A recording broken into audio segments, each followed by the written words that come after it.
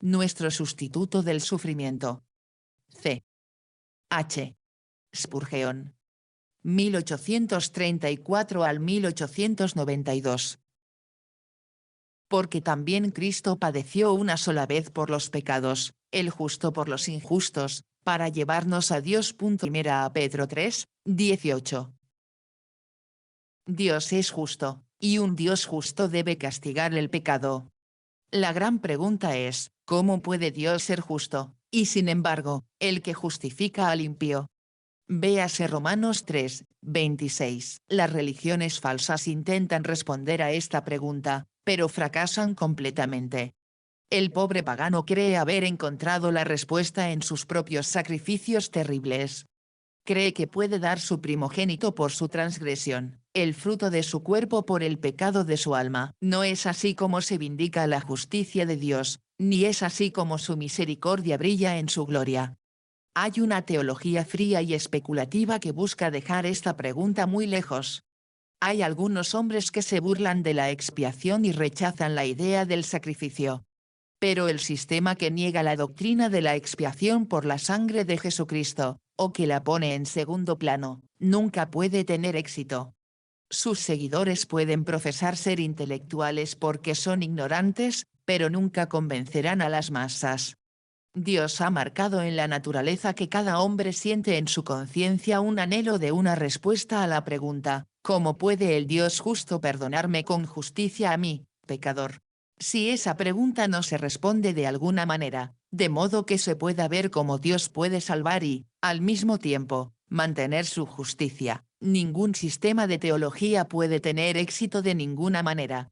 Debemos resistir la tendencia que parece estar en la mente de algunos, de retener esta verdad vital, la verdad fundamental de la religión cristiana, es decir, la doctrina del sacrificio sustitutivo de nuestro Señor y Salvador Jesucristo. No discutamos contra esta tendencia, sino más bien destruyámosla por nuestra propia determinación personal de predicar con más fervor y más constante a Jesucristo, y a este crucificado. Primera a Corintios 2, 2. La manera más rápida de acabar con el error es proclamar la verdad. El modo más seguro de extinguir la falsedad es defender con valentía los principios bíblicos. La reprimenda y la protesta no serán tan eficaces para resistir el progreso del error como la clara proclamación de la verdad en Jesús.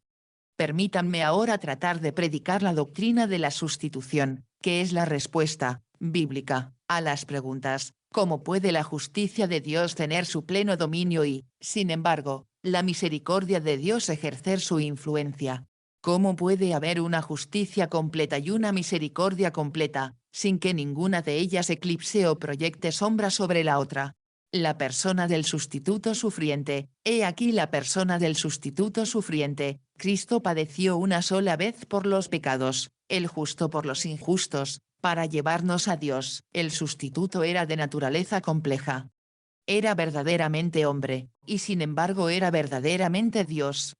Cristo Jesús, quien sufrió en lugar y sustitución del pueblo escogido de Dios, era hombre, hombre de la sustancia de su madre, ciertamente hombre.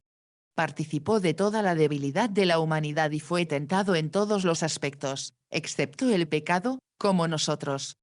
Sí, se convirtió en hueso de nuestros huesos y carne de nuestra carne, Génesis 2, 23. Era el hombre perfecto, el único hombre en quien nunca habitó el pecado. No había pecado en su naturaleza. Ninguna mancha de depravación original corría por sus venas. En su naturaleza humana, él era sin mancha o antigüedad. Primera a Pedro 1, 19. Concebido de manera milagrosa, él no participó en ningún grado de esa transgresión que se nos transmite a nosotros, porque nacimos en pecado y fuimos formados en maldad. Salmo 51. 5. Cristo no recibió nada de ese pecado imputado que ha recaído sobre la raza desde Adán. Cristo nunca cayó en Adán. Él era la simiente de la mujer, pero nunca estuvo en los lomos de Adán. Como persona privada, Cristo nunca cayó. Por naturaleza, él no fue en ningún sentido participante o partícipe del pecado de Adán. Aunque de parte de su pueblo, Jesús tomó sobre sí la transgresión de Adán y la llevó de inmediato. Él mismo fue, en su origen, sin la sombra de una mancha, el Inmaculado, el Cordero perfecto de la Pascua de Dios. Juan 1, 29. 1 Corintios 5, 7. La vida del hombre Cristo Jesús fue en todo respecto intachable. De sus ojos nunca salió fuego de ira impía. En sus labios nunca descansó la palabra engañosa. Su mente pura nunca conoció una imaginación de pecado. Las chispas de Satanás cayeron sobre el alma de Cristo como fuego que cae en el océano, y se apagaron para siempre. El carcaj de tentaciones del infierno fue vaciado sobre él, pero ninguna flecha jamás se clavó en su carne y sangre. Él permaneció invencible e invulnerable. No podía ser herido por la tentación. Viene el príncipe de este mundo, y él nada tiene en mí. Juan 14, 30, fue su propia declaración triunfante. Cristo no solo no pecó, sino que no podía pecar. Él no conoció pecado. 2 Corintios 5, 21. No tenía familiaridad con el pecado, él era un extraño al pecado. El pecado no tenía comercio con él no tenía tratos con el pecado personalmente.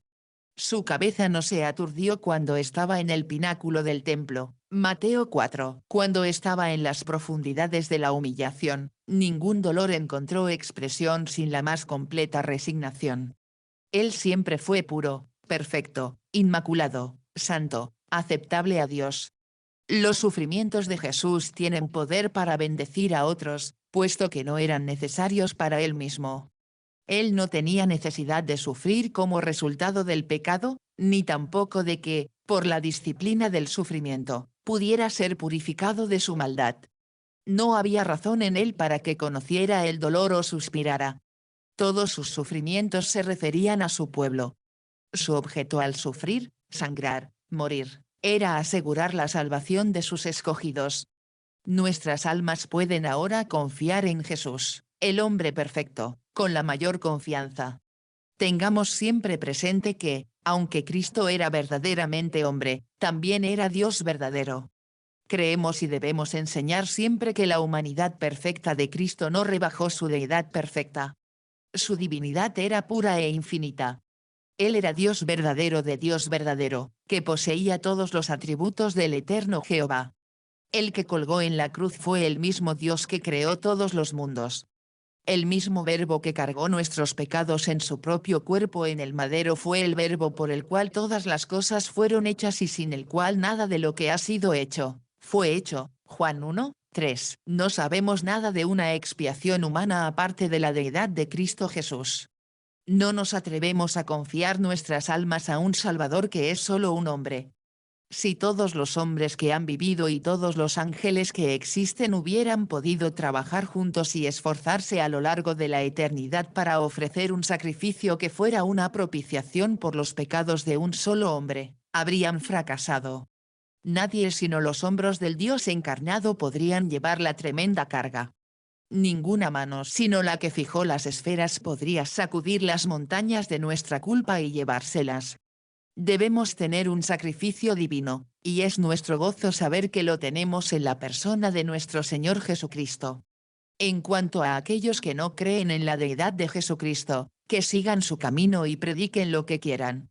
Nosotros tratamos con el Evangelio de nuestro Señor y Salvador Jesucristo, y en él un alma puede descansar por la eternidad, pero ellos tratan con otro Evangelio, que no es otro. Gálatas 1, 6 al 7. Con el que nunca puede traer paz en la tierra ni bienaventuranza en el mundo venidero.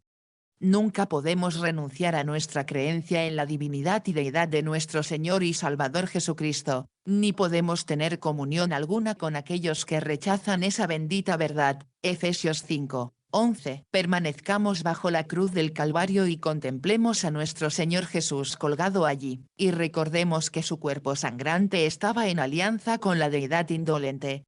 Esas heridas suyas, ese costado sangrante y desgarrado por una lanza, fueron llevadas a la unión con la naturaleza del Dios viviente y eterno. El mérito infinito de la deidad fue impartido a los sufrimientos de la humanidad. Ni tus pecados ni los míos pueden superar jamás el mérito de la preciosa sangre de Cristo. Si nuestros pecados son altos como montañas, el océano de su expiación, como el diluvio de Noé, Cubre las cumbres más altas de las montañas. Prevalece 20 codos hacia arriba, hasta que todas las montañas más altas están cubiertas. Aunque nuestros pecados nunca son tan carmesí, la sangre de Jesucristo es más carmesí, y una lava a la otra. Aunque nuestras iniquidades nunca son tan oscuras y amargas, su muerte fue más amarga y oscura, y la negra amargura de su muerte ha quitado la negrura y la amargura de nuestros pecados. Por lo tanto, es que Él puede salvar perpetuamente a los que por Él se acercan a Dios. Hebreos 7, 25. Pecador, mira a Jesucristo. Hay poder en su sangre expiatoria para lavar todos tus pecados. Nadie puede limitar la eficacia de la preciosa sangre de Cristo. Ningún pecado puede ser demasiado negro o demasiado numeroso para que esa preciosa sangre no lo limpie. La sangre de Jesucristo es suficiente para lograr todo lo que Dios se ha propuesto lograr mediante su derramamiento. Cristo nunca fallará en ningún aspecto. Su cruz es un ariete contra el cual nada podrá resistir. Ante la cruz de Cristo, las enormes murallas de nuestra condenación deben tambalearse de un lado a otro hasta su caída, y no quedará piedra sobre piedra que no sea derribada. Necesitamos una mayor confianza en la cruz de Jesucristo, un descanso más seguro para siempre en esa roca de los siglos hecha para nosotros. Los sufrimientos del sustituto. Contempla los sufrimientos del sustituto. Cristo padeció una sola vez por los pecados. Primera a Pedro 3, 18. Estos fueron soportados en nombre de todos los que creen. Véanlo en Getsemaní, allí, por nosotros, Jesús sudó hasta que su alma se llenó de agonía, tanto que la sangre inundó los ríos de sus venas, y finalmente reventó y se desbordó. Su cabeza, sus cabellos, sus vestidos estaban ensangrentados. Estaba vestido con un manto rojo rubí de su propia sangre, y allí continuó luchando, con su alma abrumada y triste hasta la muerte. Mateo 26, 38, para poder prevalecer a favor de su pueblo, y para poder sufrir la ira de Dios por sus pecados. Se levantó del lugar donde había estado suplicando, renovado en fuerza, y salió para enfrentar su destino. Fue traicionado por Judas, uno de los 12. Su propio amigo familiar, a quien había habido oxidado, que comía de su pan, levantó su calca contra él. Tú que has sido abandonado por tu amigo más firme en la hora de tu más terrible necesidad, tú que has conocido una promesa rota, un amor fingido convertido en un odio mortal, puedes adivinar, pero solo puedes adivinar vagamente, el tremendo dolor que vino al alma del Redentor cuando el traidor, Judas Iscariote, lo traicionó. Se apresuraron a llevar al Salvador a Anás, a Caifás, a Pilato, a Herodes, luego de nuevo a Pilato, sin tiempo para respirar, sin respiro alguno. Lo acusan de sedición. El Rey de Reyes sedicioso. Lo acusan de blasfemia, como si Dios pudiera blasfemar. No pudieron encontrar testigos contra él excepto la escoria más baja del pueblo, que estaba dispuesta a jurar cualquier falsedad. Incluso estos no estaban de acuerdo entre sí. Allí estaba el hombre perfecto, el Hijo de Dios, acusado y calumniado por hombres que no eran dignos de ser escupidos. Condenan al inocente, se burlan de él, se ríen de él, se mofan de su majestad y atormentan su sagrada persona. Es entregado a las tiernas misericordias de la soldadesca romana. Lo colocan en una vieja silla como si fuera un trono. Justo antes le habían desgarrado la espalda con azotes hasta que sus huesos se alzaron como acantilados blancos en un mar de sangre. Lo coronan de espinas. Le echan sobre los hombros un viejo manto púrpura, se burlan y se mofan de él, como si fuera un farsante. En lugar de cetro, le dan una caña, en lugar de homenaje, le dan saliva, en lugar de beso de saludo, le dan labios de burla. En lugar de inclinarse ante él como su rey, le vendan los ojos y le golpean en la cara. ¿Hubo alguna vez dolor como el tuyo, rey del dolor, despreciado por tus propios súbditos? Tú, que les diste aliento, has devuelto ese aliento en ti en juramentos violentos y blasfemos. Les diste vida, y ellos gastaron esa vida en burlarse de ti. Jesús es llevado al Calvario. Es clavado en la cruz por manos crueles y malvadas. La chusma ruda se burla de sus sufrimientos. Dentro de su alma, hay una agonía tal que no podemos sondear. Arriba, están las olas crecientes de la ira todopoderosa contra nuestros pecados, cubriendo toda su alma. Escuchen ese grito terrible y desgarrador: Dios mío, ¿por qué me has desamparado? Mateo 27:46. Parece ser la reunión de todos sus dolores, penas y sufrimientos en una sola expresión. Como un enorme lago, que recibe los torrentes de 1000 ríos, y los contiene a todos en sus orillas, así también esa frase parece captar todos sus males y expresarlos todos: Dios mío, ¿por qué me has desamparado? Al final, él inclina su cabeza y entrega su espíritu. De un tremendo trago de amor, el Señor ha secado la destrucción para todo su pueblo. Él ha sufrido todo lo que ellos debían haber sufrido. Él ha dado a la justicia de Dios una compensación completa por todos sus pecados.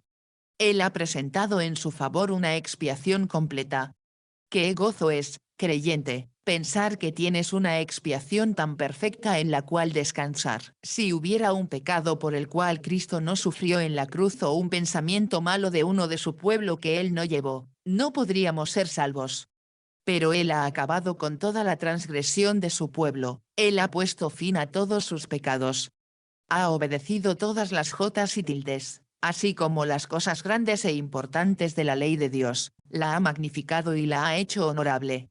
Ha llegado hasta el fin de la ley para justicia, Romanos 10:4, no a la mitad, sino hasta el final, no cerca de su límite, sino hasta el mismo fin.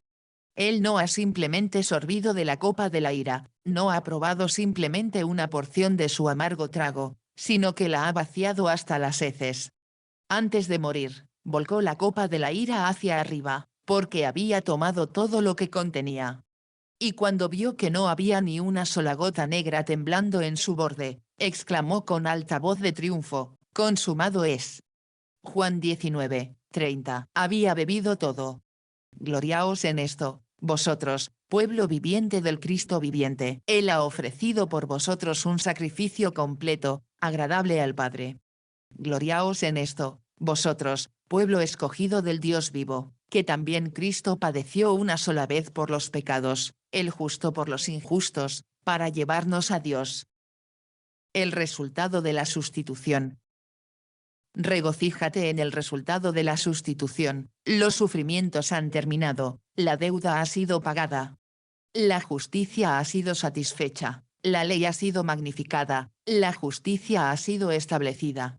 Por todos los pecados de su pueblo, Cristo ha hecho una expiación completa, y para su justificación ha resucitado de entre los muertos. Romanos 4:25. Ahora, pobre buscador tembloroso, ¿qué dices a esto? ¿No puedes ahora descansar en Cristo? Dios está satisfecho con el sacrificio expiatorio de su Hijo. ¿Puedes tú estar insatisfecho con él? Dios piensa que Jesús es suficiente. ¿Puedes tú pensar que es demasiado poco? Aceptó la reconciliación el Señor, el Rey, contra quien has ofendido, y tú dices con incredulidad y desconfianza: temo que no sea suficiente. Desecha tu culpa mis temores, te suplico. Tú eres salvo por la fe en Cristo, quien una vez padeció por los pecados. Primera a Pedro 3:18, y solo en Cristo. No busques hacer de tus propios sentimientos un salvador. No pienses que debes experimentar esto o aquello antes de venir a Jesús. Cristo no quiere preparación de tu parte. La salvación consiste simplemente en arrojarte a Cristo. Échate sobre tu rostro en el polvo ante Él, y de una vez por todas acaba con tu propio miserable ser.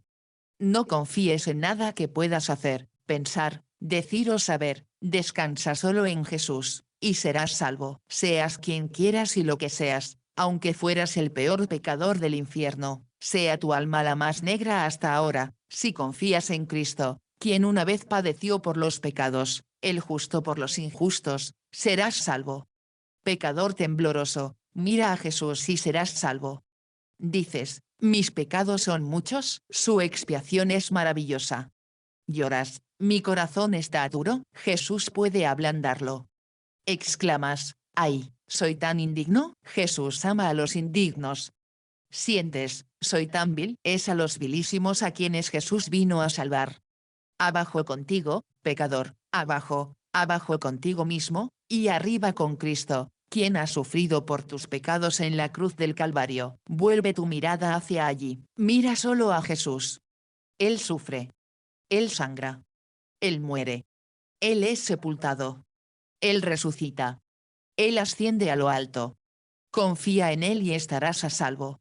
Abandona todas las demás confianzas y confía solo en Jesús, y pasarás de muerte a vida.